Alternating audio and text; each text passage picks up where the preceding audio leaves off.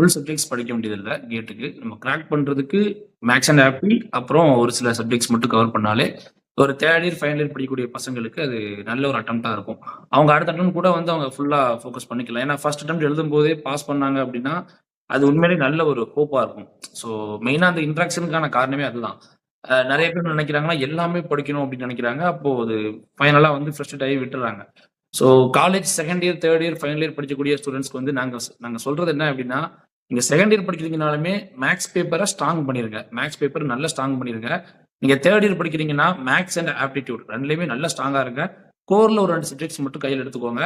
Final year படிக்கிறீங்க அப்படின்னா, முடிஞ்ச வரைக்கும் ஒரு 3 டூ 4 சப்ஜெக்ட்ஸ் பக்கமா உங்களுடைய காலேஜ் ஸ்டடீஸோட சேர்த்து நீங்க எடுத்துட்டு வந்தீங்கன்னா, காலேஜ் ஃபைனல் இயர் நீங்க முடிக்கும்போது கண்டிப்பா கேட் எக்ஸாம கிராக் பண்றது பாசிபிள் தான்.